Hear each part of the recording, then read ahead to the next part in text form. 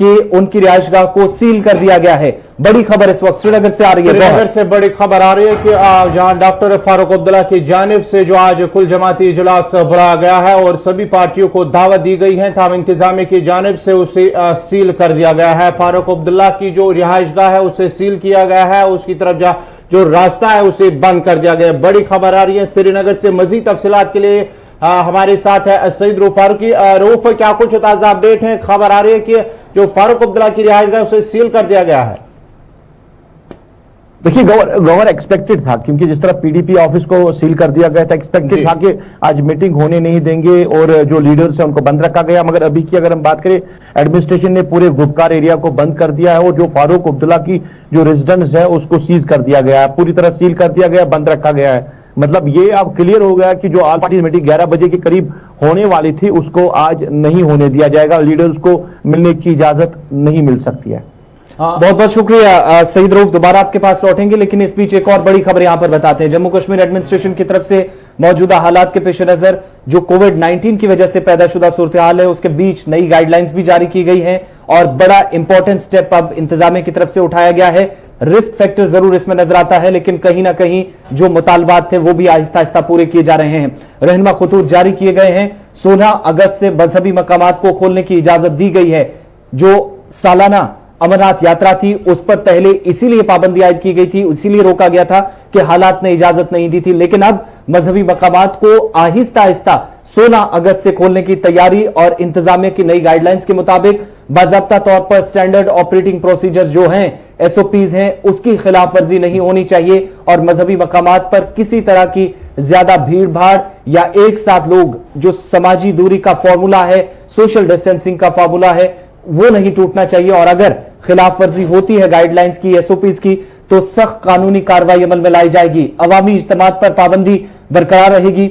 School, colleges, universities, दीगर तालीमी इदारे बंद रहेंगे। फिलहाल इस महीने भी इंतजामिया की तरफ से जो गाइडलाइंस जारी की गई हैं, लेकिन जो ट्रेनिंग इंस्टीट्यूट्स हैं सरकार की तरफ से या रियासती सरकार या मरकजी सरकार चलाती है, उनको एसओपीज के तहत खोलने की इजाजत होगी। इसके अलावा जिम खाने जो आज से खुल रहे हैं, 5 अगस्त की पिछले जो मरकजी सरकार की वजारत दाखिला की तरफ से गाइडलाइंस जारी की गई थी, उनके हिसाब से आज जो जिम सेंटर्स हैं वो खोलने शुरू हो जाएंगे।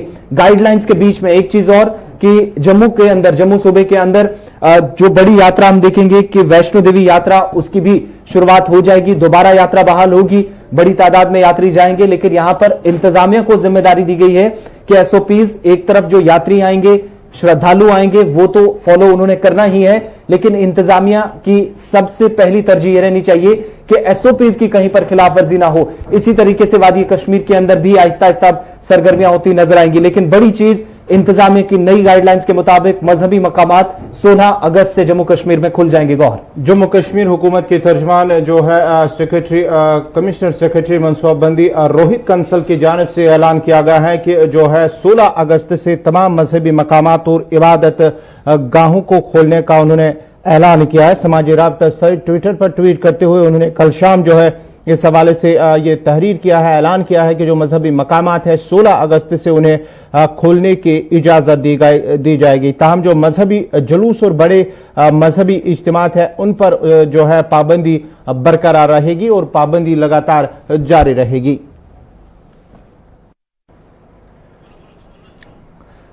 फोन लगा दो फरीद साहब का। इस बीच जम्मू कश्मीर से हम इंतजामिया की तरफ से जो फैसला लिया गया है इस पर रद्देबल क्या रहेगा और क्या कुछ तैयारियां रहेंगी इस सिलसिले में, वो भी आपको जरूर बताएंगे। लेकिन आपको ये भी इस वक्त बताते चले कि जो इंतजामिया की ये फैसले हैं, इससे पहले ही 14 जुलाई को एक और बड़ा फैसला लिया गया था। वो ये था कि जो इंतजामिया ने उस वक्त गाइडलाइंस अनलॉक 2 की जो जारी की गई थी उसके मुताबिक रहनुमा खतूत जो जारी हुए थे उनके अकॉर्डिंगली जो सयाती मकामात है वहां पर उन्हें खोलने की इजाजत दी गई थी। लेकिन इन सब के बीच में अब पहली बार यह फैसला लिया गया है। इस पर हम वापस चलेंगे। हमारे साथ इस वक्त श्रीनगर स्टूडियो से बराह रास्त सैयद रऊफ भी हैं, सैयद तजम्मुल भी हैं। सैयद रऊफ, जो इंतजामिया की गाइडलाइंस है उसके हिसाब से अब किस तरह की तैयारी नजर आएगी? हम कोशिश कर रहे थे वक्फ बोर्ड के वाइस चेयरमैन से बात करने की, हालांकि हमारा राब्ता नहीं हो पा रहा उनसे, लेकिन शहर श्रीनगर के अंदर किसी तरह की तैयारियां पहले ही नजर आती है इबादतगाहों को खोलने की? देखिए आसिफ, ऐसा अभी कुछ देखने को नहीं मिला। अगर हम बड़े इज्तिमात की बात जो कोविड की वजह से अगर हम जुमा की नमाज कहें तो बड़े इज्तिमा जहां जहां पे हो रहे वो बंद है। हाँ, छोटी जो अगर हम देखें तो ईद की नमाज भी पढ़ी गई है और जुमा वहां पे सोशल डिस्टेंस और बाकी जो प्रोटोकॉल की बात करें वो सेट किया जाता है। मगर अब सरकार ने पूरी तरह मसाजिद को जो खोलने का फैसला लिया है, मजहबी मकामात को खोलने का जो फैसला लिया, उसमें ये चीज जरूर कही गई है कि वहां पे भीड़ भाड़ जमा नहीं होनी चाहिए। मतलब जो भी लोग इबादत के लिए जाएंगे, नमाज के लिए, वो प्रोटोकॉल के हिसाब से जाएंगे। वहां पे सोशल डिस्टेंस रखनी है, किस तरह का जो नॉर्म सेट किया गया है उस हिसाब से करना है। मगर क्या बड़े इज्तिमा, जैसे हम जामिया मस्जिद श्रीनगर की बात करें, अनंतनाग में जो बड़ा इज्तिमा हो रहा है, बारामूला में, क्या उनको अलाउ किया जाएगा? उस हवाले से उसमें डिटेल नहीं है कि बड़े इज्तिमा होंगे कि नहीं होंगे। ये शायद अभी सरकार की नोट्स में अभी बात आई होगी कि क्या बड़े इज्तिमा को अलाउ किया जाएगा, क्योंकि जिस तरह उन्होंने कहा कि भीड़ जमा नहीं होनी चाहिए, तो क्या जामिया मस्जिद में काफी ज्यादा लोग नमाज पढ़ने जाते हैं, जब डिस्ट्रिक्ट हेडक्वार्टर पे जो बड़े बड़े इज्तिमा होते हैं वहां पे काफी लोग जो नमाज पढ़ने जाते हैं, उनको अलाउ किया जाएगा, नहीं किया जाएगा? एक सवाल है। जो नई गाइडलाइंस है उसके हिसाब से नाइट कर्फ्यू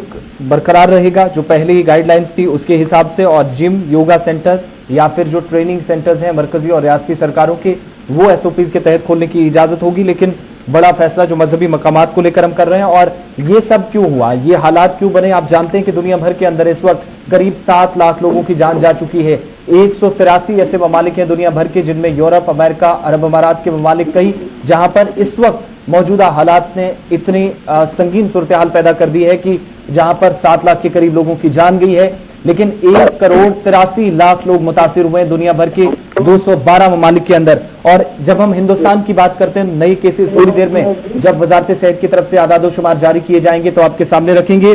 लेकिन जो जम्मू कश्मीर की ताजा तरीन सूरत हाल बताती है कि 24 घंटों के दौरान 350 से ज्यादा नए केसेस, 150 से ज्यादा केसेस सिर्फ जम्मू सूबे के अंदर, जहां पर पहले टेस्टिंग रेट कम था, कम तादाद में टेस्ट नजर आते थे, अब जैसे जैसे टेस्ट हो रहे हैं केसेस भी और आ रहे हैं। इसके साथ साथ जब कोविड-19 की वजह से जो हालात पैदा हुए हैं, एक बड़ी खबर श्रीनगर से यह भी आ रही है कि कल जो अस्पताल के अंदर हुआ, आज तक हम डॉक्टर्स की खिदमत को सराहते रहे, आज भी सराहा जा रहा है, इसमें कोई शक नहीं है, जो लगातार उन पेशेंट्स के साथ डील कर रहे हैं जो कोविड-19 के सस्पेक्टेड हैं या फिर पॉजिटिव केसेस पाए जाते हैं। खुद की जान जोखिम में डालकर डॉक्टरों ने काम किया, पैरामेडिक्स ने काम किया, या जो तिब्बी अमले के एहलकार मुख्तलिफ हॉस्पिटल्स में, क्वारंटाइन सेंटर्स में, आइसोलेशन वार्ड्स में थे, या महकमा सेहत से वाबस्ता एहलकार थे, उनकी तरफ से काम किया गया। लेकिन कल जो हम देख रहे हैं, सईद रऊफ और सईद तजम्मुल आपके पास भी मैं उसके बाद आऊंगा, एसएमएच अस्पताल के अंदर जरा वो तस्वीरें दिखा दीजिए, और साउंड बाइट भी हम प्ले करेंगे कि 22 और 23 जुलाई को टेस्ट होता है, उसके बाद कोविड-19 के नमूने लेने के बाद ये इंतजार किया जाता है कि उनकी रिपोर्ट्स 2 या 3 दिनों के अंदर आएंगी। अब जो प्रोटोकॉल है उसके हिसाब से 48 घंटों के अंदर, ज्यादा से ज्यादा 72 घंटे लगते हैं, रिपोर्ट आ जानी चाहिए। और श्रीनगर के अंदर जब 2 बड़े लैब कायम किए गए हैं, उस वक्त जब रिपोर्ट्स नहीं आती तो करीब 1 हफ्ते बाद ये लोग जब बाहर निकलते हैं कि क्या वजह है, अभी तक उनकी रिपोर्ट सामने नहीं आई। तो जो उनकी डिटेल्स थी, सैंपल्स लिए गए थे, नाम उनका, जो उनके रजिस्ट्रेशन थी, वो सारी कॉपीज डस्टबिन से मिलती है, कूड़ेदान में पाई हुई मिलती है, जिसके बाद एहतिजाज किया गया। जरा साउंड बाइट प्ले कर दीजिएगा, उसके बाद में सईद रऊफ, सईद तजम्मुल दोनों के पास आऊंगा, इस पर बात करेंगे। पहले साउंड बाइट प्ले कर। सर 30 जुलाई को इन्होंने यहाँ से सैंपल लिए थे, ये कोविड के सैंपल्स हैं, और आज 4 अगस्त को हमें ये डस्टबिन में मिले। मेरे पास प्रूफ भी है, ये है सैंपल्स, और इनमें से कितने सारे मर भी गए होंगे। ये देखो सैंपल, ये है सैंपल्स, और कितने सारे मर भी गए होंगे, कुछ पता नहीं है। सुप्रिंटेंडेंट के पास जाते हैं तो लड़ाई करने वहां से, आप लोग हमसे झगड़ा करने आते हो। तो दिखाया, ये स्टाफ है इनकी, ये इनकी अपनी स्टाफ है, इनके साथ भी ऐसा ही हुआ। देखिए मसला इस तरह है, सैंपल परसों गया, 2 दिन पहले, 3 दिन पहले, 4 दिन पहले, हम सब यहाँ पे रिपोर्ट का वेट कर रहे हैं। जहां पर जो है क्वारंटीन में रखे गए जो अफराद है उनकी जानिब से जो एहतिजाज किया गया है अस्पताल इंतजामिया पर, उन्होंने लापरवाही का इल्जाम आयद करते हुए कहा कि अगरचे 1 हफ्ता कबल ही उनसे जो सैंपल नमूने लिए गए हैं कोविड के हवाले से, लेकिन अभी तक अगरचे 3 रोज के बाद ही, 48 घंटों के बाद ही जो रिपोर्ट जो है वो पेश की जाती है, रिपोर्ट आती है। ताहम जो 1 हफ्ता गुजरने के बावजूद भी जो रिपोर्ट है वो जारी नहीं की गई। और साथ ही साथ जब उन्होंने कल वहां से एसएमएच अस्पताल पहुंचे, जहां उन्होंने इस हवाले से जांच करने की शुरू की है, तो उन्होंने इस हवाले से जो पाया है कि जो उनकी जांच की रिपोर्ट है वो कूड़ेदान में पाए गए, और साथ ही साथ जो सैंपल्स उनसे लिए गए हैं उन्हें भी जो है कूड़ेदान में पाया गया है। इस खबर पे मजीद बात करने के लिए श्रीनगर से हमारे साथ है सईद रूफ और सईद तजम्मुल। सईद रूफ, आपके पास आना चाहूंगा। जिस तरह से कल ये वाक़ा पेश आया, जहां हम डॉक्टरों तिबी अमले की अगर हम बात करेंगे कोविड-19 के हवाले से एक अच्छा काम कर रहे हैं और उनकी सराहना की जा रही है हर तरफ से, लेकिन कल जिस तरह से श्रीनगर के एक बड़े अस्पताल SMHS अस्पताल में वाक़ा पेश आया, जहां से रिपोर्ट लिया, जहां से जो है नमूने लिए गए, लेकिन जो रिपोर्ट है वो कूड़ेदान में पाया गया है। देखिए गौहर, अभी तक एडमिनिस्ट्रेशन की आंखें नहीं खुल रही है जो स्टेट एडमिनिस्ट्रेशन है, क्योंकि बार बार इस तरह की शिकायतें आ रही है। और ये जो आपने बात कही, ये क्वारंटीन सेंटर के लोग नहीं है, ये अस्पताल में वो लोग मरीज है जो एडमिट है वहां पे। और इस तरह की शिकायतें बार बार आ रही है कि जो डिले क्यों हो रहा है रिपोर्ट्स आने में, और जो सैंपल्स लिए जाते हैं 10-15 दिन पहले के सैंपल उसकी रिपोर्ट नहीं आती है, और जब फिर लोग जब बातें करते हैं, शोर खाते हैं, तब फिर उसके दूसरे दिन कहा जाता है कि जनाब ये रिपोर्ट है और ये पॉजिटिव आया है। तो इस तरह के लोग शिकायतें करते थे। तो एडमिनिस्ट्रेशन की आंखें कब खुलेगी, स्टेट एडमिनिस्ट्रेशन कब जाग जाएगी कि लोगों को कितनी मुश्किलात हो रही है अस्पतालों में। बार बार लोग शिकायत कर रहे हैं, कई लोग रो रहे हैं अस्पतालों में, जो हाल अस्पतालों का है। अब डॉक्टर्स की हम रेस्पेक्ट करते हैं, हम फ्रंटलाइन वॉरियर्स इनको बोलते हैं, मगर जहां नेग्लिजेंस की बात हो, जहां लोगों की, तो वहां पे सवाल उठते हैं और उन सवालों को उठाना जरूरी है, क्योंकि कई लोग ऐसे भी हैं जिनकी डेथ होती है और डेथ के बाद उनको ये बोलते हैं, उनके जो सैंपल लिए जाते हैं रिपोर्ट आती नहीं है, डेथ हो जाती है, फिर कहा जाता है ये पॉजिटिव है।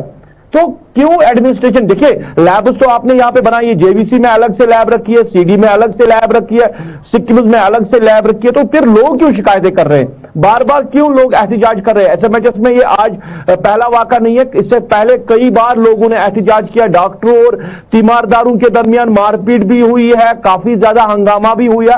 तो क्यों हुआ है, लोग जो एहतिजाज कर रहे हैं, लोग जो जेन्युइन डिमांड कर रहे हैं। देखिए सिर्फ मैं बताऊं आपको जी, जो ही एडमिनिस्ट्रेशन के साथ इस तरह के मामले पे बात करने की कोशिश करते हैं तो टाल मटोल किया जाता है। देखिए कहते हैं कि लोग नेग्लिजेंस करते हैं, लोग गलत करते हैं, अस्पतालों में इस तरह के इंतजाम है। मगर हम कहें, जो हमारी सोर्स से बात हो रही है अस्पताल के अंदर से, जो हाल अस्पतालों में पेशेंट उसका है, एक एक बेड पे आपके 3-3 पेशेंट रखे जाते हैं, जहां ऑक्सीजन के लिए लोग मर रहे हैं, नहीं मिल रहा है। तो ये हालात बनी है कोविड की, ये परेशानी है।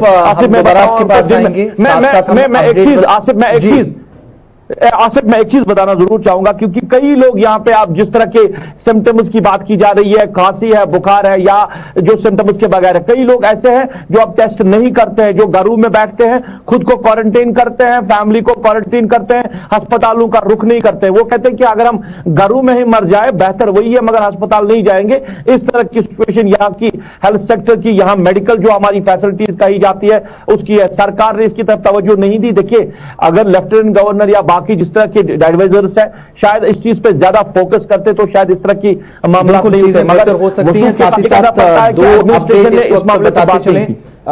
वज़ीर आज़म इस वक्त अयोध्या के लिए रवाना हो गए हैं, इस पर आगे चलकर और भी अपडेट देंगे, नए केसेस आए वो भी बताएंगे। साथ ही साथ लेबनान के अंदर जो धमाका हुआ है, जहां पर 70 लोगों की जान चली गई है, इस पर भी वज़ीर आज़म की तरफ से दुख का इजहार किया गया है और PMO की तरफ से ट्वीट भी आया है। इस पर साथ साथ बात होगी, लेकिन आखिर में एक सवाल सैयद तजम्मुल आपसे, जो SMHS अस्पताल का हम जिक्र कर रहे हैं, जो कल हुआ है यहां पर दिन में, क्या ये सीरियसनेस है? और जो अभी तक जो तारीफें हो रही थी या जो मेहनत की गई थी, उस सब पर खुद डॉक्टर्स या पैरामेडिक्स या महकमा सेहत कहीं ना कहीं उस पर पानी फेर रहा, उस मेहनत पर, एक। और दूसरा, अगर ऐसे होता रहेगा तो कैसे अवाम को यकीन दिलाएंगे कि 500, 600 और 700 केसेस पर डे सामने आ रहे हैं, आप घर में बैठिए। बिल्कुल, पहले रूफ साहब एक अहम नुकता उभारा, उसकी तरफ आना चाहूंगा कि क्या जानता ईदगाहों और बल्कि जो मरकजी मस्जिद मकामात है वहां पर भी इस तरह का माहौल होगा। देखिए लॉ एंड ऑर्डर अलग है और गाइडलाइंस अलग है। ये जो गाइडलाइंस रिलीजियस अफेयर्स को लेकर दी गई है, और श्रीनगर का जामे मस्जिद हो या कोई बड़ी इस तरह की तकरीबात जहाँ पर होती है, वो कानून जो है लॉ एंड ऑर्डर के हिसाब से देखा जाएगा। काफी टाइम हुआ जब मेंबर, मेहराब और गेट जो है मुकम्मल कर दिए गए हैं। पहला, जम्मू कश्मीर में जब SMHS अस्पताल की बात करें, SMHS अस्पताल जम्मू कश्मीर का ये वो वाहिद अस्पताल है जिस पर बहुत ज्यादा लोड है। ये न सिर्फ बाड़ीपोरा, कुपवाड़ा, बारामूला, पट्टन, साउथ कश्मीर, बकिया इलाकों के लोग बाद में सिक्किम जाते हैं। पहले ज्यादा से ज्यादा होता है गवर्नमेंट मेडिकल कॉलेज का, ये हरी सिंह, महाराजा हरी सिंह का ही हॉस्पिटल जिसके नाम से बना है। उसके बाद जिस तरह से ये नेग्लिजेंस या लापरवाही हुई है, ये एक चीज नहीं है, बल्कि बहुत सारी जगहों पर इस तरह के टेस्ट सैंपल्स लिए गए। मुझे याद है कि जब मैं पहले दिन शाहिद इकबाल चौधरी के साथ श्रीनगर के किसी एक होटल में गया था जहां पर बांग्लादेशी स्टूडेंट्स लाए गए थे। तो मैंने वहां पर देखा कि कुछ लेबर थे कुपवाड़ा के, वो लोग घर जाना चाहते थे, उनके टेस्ट 15 दिन तक नहीं आए, यानी उसके बाद उन्हें दोबारा रिसैंपलिंग की गई। इसी तरह जिस तरह से एसएमएच अस्पताल में अब सरकार ने पहले ही गाइडलाइन जारी की कि हेल्थ वेरिएंट के साथ जो बंदा तेजी से बात करता है, उसके साथ लड़ता है तो उसको इतनी सजा होगी। उसके बाद मुझे आप बताओ कौन शख्स है जो डॉक्टर या नर्स के इस चैलेंज को कहीं ना कहीं उसका मुकाबला करे। लेकिन एसएमएचएस में ही नहीं बल्कि सिक्किम, जेवीसी, जेएलएम, बहुत जगहों पर इस तरह के मामला हैं। मुझे लगता है कि इस वक्त डिस्ट्रिक्ट एडमिनिस्ट्रेशन शरद चौधरी बड़ी तारीफ उनके बारे में है और इस वक्त जिस तरह से कोविड में उन्होंने काम किया, उम्मीद करते हैं कि वो, क्योंकि हमारे पास मेयर कॉर्पोरेशन थे वो भी जाया करते थे दौरों पर, वो भी हमारे पास मौजूद नहीं है। उनकी जो सलाहियतें हैं उनको बड़े लाया जा सकता है, उनकी सर्विसेज को। मुझे लगता है कि डीसी साहब को और ज्यादा विजिलेंट रहना होगा और हल्के से इन चीजों को नहीं लेना होगा। मेडिकल सुपरिटेंडेंट या प्रिंसिपल मेडिकल कॉलेज या डायरेक्टर सिक्किम वगैरह जो है, क्योंकि सारा श्रीनगर एरिया में आता है, मुझे लगता है कि एग्जीक्यूटिव मैजिस्ट्रेट और पावर्स आपके पास है, कहीं ना कहीं इन जगहों का दौरा करें। ऐसी एक शिकायत गुलिस्तान टेलीविजन चैनल ने लाई, लेकिन हमारे पास हजारों शिकायतें हैं जिनको आपकी नोटिस में हम ला। बहुत बहुत शुक्रिया सैयद तजम्मुल, सैयद रऊफ, आपने ज्वाइन किया, श्रीनगर से वक्त दिया और बात जम्मू कश्मीर की मौजूदा सूरत हाल, कोविड-19, लॉकडाउन, पाबंदियां, नरमी, इन सब पर बात की और सियासी सूरत हाल क्या कुछ है वो भी आप तक पहुंचाई। और इस बीच आपको ये भी, जहां पर कोविड-19 की बात हो रही है, लोगों को इस मर्ज से निकालने की, बार बार इससे निजात दिलाने की कोशिश और बार बार बातें तो हो रही हैं, लेकिन बांडीपुरा भी आपको लिए चलते हैं जहां पर एक वायरल डिजीज हुई है और एक और मर्ज यहां पर कई लोगों को अपनी लपेट में ले रहा है, जहां पर जो स्टोमक पेन है, बुखार है, खांसी और जुकाम या सरदर्द की शिकायतें कई लोगों ने की और उसके बाद इस इलाके के अंदर महकमा सेहत भी अब खबरें आ रही कि काफी अलर्ट हो गया है। हमारे साथ इस वक्त जहूर भट्ट हैं, हमारे नुमाइंदे, आपको वो तस्वीरें दिखाएंगे। वायरल डिजीज जरा प्ले कर दीजिएगा, जो तस्वीरें उस इलाके की हैं जहां पर लोगों की तरफ से भी काफी नाराजगी का इजहार किया गया कि बार बार उन्होंने इंतजामिया से भी इस मामले पर रुजू किया, लेकिन पहले कहीं ना कहीं इस खबर पे आसिफ ऐड करना चाहूंगा। जिस तरह से कल ये खबर आई कि बांडीपुरा के बाडवन हाजन इलाके में जहां पर जो है लोगों का कहना है, फिलहाल लोगों की बात करेंगे, उनका मानना है कि जो पीने के हवाले से जो पानी सप्लाई हो रहा है वहां पर जो है उसके पीने से, उसके इस्तेमाल करने से जो तकरीबन 200 से ज्यादा लोग जो है वो मुख्तलिफ अमराज के शिकार हुए हैं। उसके बाद ही कम्युनिटी हेल्थ सेंटर हाजन में उन्हें जो है दाखिल किया गया है, वहां पर जो है उनका इलाज किया गया है। अगरचे कई अफराद जो बीमार हुए थे, जिनकी जो मुख्तलिफ अमराज के शिकार हुए, उनमें से कुछ अफराद को वहां से जो रुखसत किया गया है, लेकिन कई अफराद का अभी भी जो है इलाज मालजा जारी है। हाजन वडमन इलाका है जहां पर पीने के पानी के इस्तेमाल से जो है 200 से ज्यादा अफराद जो है मुख्तलिफ अमराज के शिकार हुए हैं। जहूर हमारे साथ बांडीपुरा से हैं। जहूर, इससे पहले क्या हम लोगों का रिएक्शन सुनाएं, जरा ये बताएं क्या इस मामले में पेशरफ्त हुई है, कुछ इंतजामिया की तरफ से, हेल्थ डिपार्टमेंट की तरफ से किया गया इस पर? जी बिल्कुल आसिफ, कल शाम गई जब हमने ये खबर नशर की गई थी तो उसके बाद ही डिप्टी कमिश्नर बांडीपुरा मुतहरिक हो गए।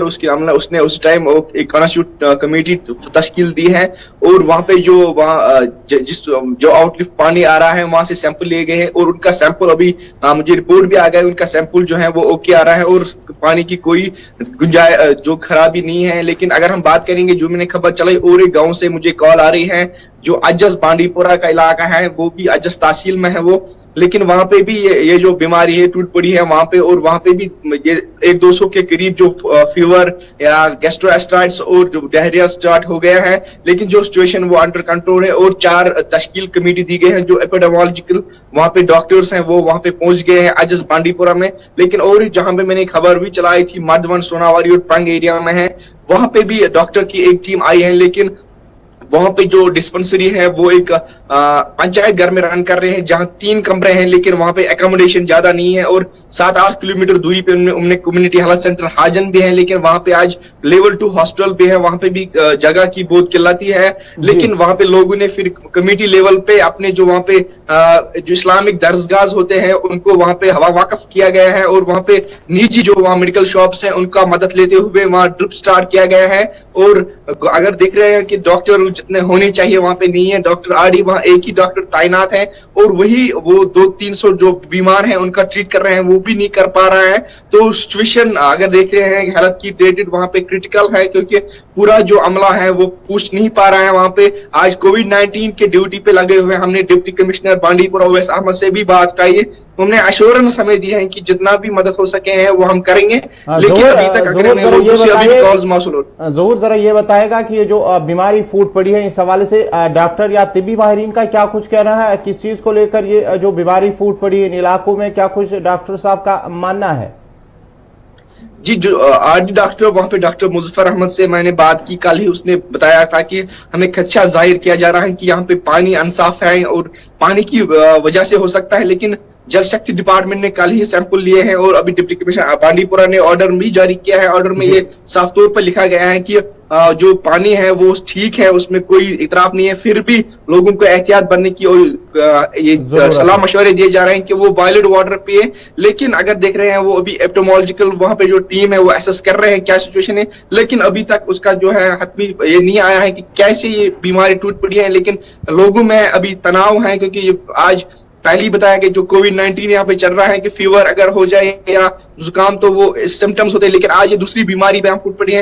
लोगों में थोड़ा खदशा जाहिर किया जा रहा है, लोगों में थोड़ा पैनिक सा माहौल है, लेकिन एडमिनिस्ट्रेशन से हमें लग रहा है कि पूरी तरीके से पहुंच नहीं पा रहे हैं जैसे उनको पहुंचना चाहिए। बहुत शुक्रिया जहूर तमाम जानकारी के लिए। बांडीपुरा की खबर जहां पर मड़वन हाजिन के अंदर पानी आलूदा है, इस तरह की शिकायतें आई। उसके बाद कई लोगों को यहाँ पर जो बुखार, उसके साथ साथ उनके स्टोमक में प्रॉब्लम और दीगर जो परेशानी का उन्हें सामना ज़रूर करना पड़ा। उसके बाद उनने डॉक्टरों से रुजू किया तो ये चीज़ भी सामने आई कि आलूदा पानी है, जिस पर महकमा जल शक्ति की तरफ से या फिर ज़िला इंतजामिया की तरफ से क्लियरेंस दी गई है। इन लोगों की इस इलाके के अंदर ज़रूर शिकायत के बाद संजीदगी जाहिर की गई, लेकिन जिसका भी ये जिक्र कर रहे थे कि वहाँ पर भी इस तरह की परेशानी है या फिर तिब्बी अमला जो है उसकी किल्लत पाई जा रही है। प्राइमरी हेल्थ सेंटर एक प्राइवेट रूम में चलाया जा रहा है। तो ये सब चीज़ें जो इंतजामिया के लिए बाइस अजाब कोविड-19 की इस वबाई सूरत हाल में बन गई हैं, इस पर आगे भी हमारी नजर रहेगी। बढ़ते हैं आगे, बात अब सरपंच के हवाले से भी कर लेते हैं, जिन्हें कल नामालूम बंदूक बरदारों की तरफ से जनूबी कश्मीर में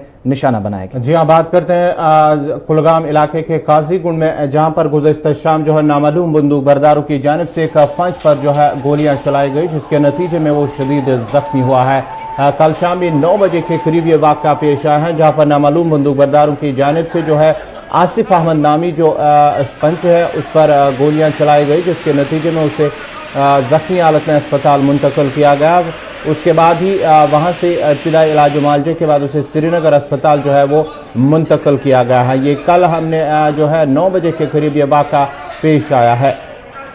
जनूबी कश्मीर के अंदर 2 वाक़यात ऐसे रोनमा हुए जहां पर पहले एक पंच को निशाना बनाया गया और उसके बाद हालांकि भारतीय जनता पार्टी की तरफ से भी इस पर रिएक्शन आया। BJP spokes person Altaf Thakur की तरफ से उन्होंने इसे एक जालिमाना हरकत करार दिया और पंचायत इंतखाबात 2018 के बाद इस तरह के रोनमा हुए हैं। जनूबी कश्मीर के अंदर 2 सरपंचों को इस तरीके से निशाना बनाया गया है। लेकिन इस हमले से कुछ देर पहले भी एक और ग्रेनेड हमला हुआ था, स्पेशल ऑपरेशन ग्रुप एसओजी के जो जवान थे उन पर हुआ था पुलवामा के वनपुरा गांव के अंदर, पुलवामा ज़िले में, जहां पर ग्रेनेड फेंका गया, लेकिन इसमें ज़्यादा नुकसान नहीं हुआ। ज़ख्मी ज़रूर 2 एहलकार हुए जिनको स्प्लिंटर्स लगे, माइनर इंजरीज हुई। और उसके बाद जो head constable Khursheed Ahmad, special police officer Ishfaq Ahmad, दोनों को ज़ख्मी हालत में अस्पताल पहुंचाया गया। ये 2 बड़ी खबरें जो जम्मू कश्मीर से, खासतौर से जनूबी कश्मीर का जब हम जिक्र कर रहे थे तो इसके साथ साथ ये भी बताते चले कि एक और मरकजी सरकार का फैसला लिया गया है।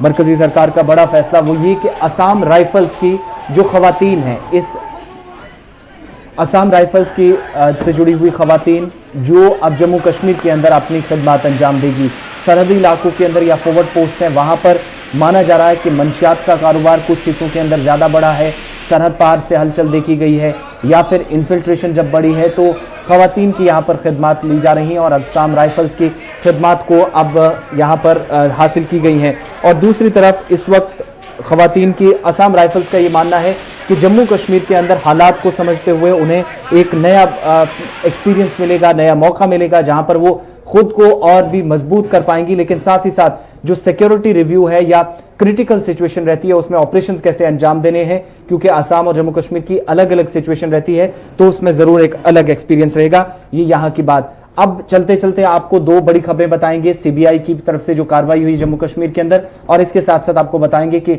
लखनपुर के अंदर भी कुछ लोगों की गिरफ्तारी अमल में लाई गई है। लेकिन उससे पहले बड़ी खबर हम आपको बताएंगे कि सीबीआई जो जम्मू कश्मीर के अंदर इस वक्त एक्टिव नजर आई, 3 इलाकों के अंदर सीबीआई की तरफ से कार्रवाई की गई है। जम्मू के 3 अजला के अंदर, जम्मू के साथ 2 और जिले लगने वाले जहां पर सीबीआई की तरफ से बड़ी कार्रवाई अमल में लाई गई। उधमपुर, जम्मू और कठुआ में छापेमारी हुई है। पिछले 24 घंटों के दौरान 11 मकामात जहां पर सीबीआई की कार्रवाई हुई है और हाईकोर्ट के अहकामात के बाद यह कार्रवाई हुई है। आपको बता दें कि एक केस चल रहा है जो हाईकोर्ट तक पहुंचा है कि सरकारी अराजी पर कब्जा हुआ है, उसमें ऐसे डॉक्यूमेंट्स बनाए गए हैं, उसमें सरकारी अफसरों के नाम आए जिनके खिलाफ अब कार्रवाई अमल में लाई गई। रिहायशी मकानात, सरकारी दफातर जहां पर यह कार्रवाई अमल में लाई गई और कई जगहों से डॉक्यूमेंट्स जो है वो भी खबर आ रही है कि सीबीआई की तरफ से वो डॉक्यूमेंट्स लिए गए, अपनी तहवील में लेकर मजीद तहकीकात शुरू की गई हैं। और सबसे अहम हिस्सा जहां बार बार जिक्र कर रहे थे पिछले दिनों प्रोग्राम में हमने चलाया कि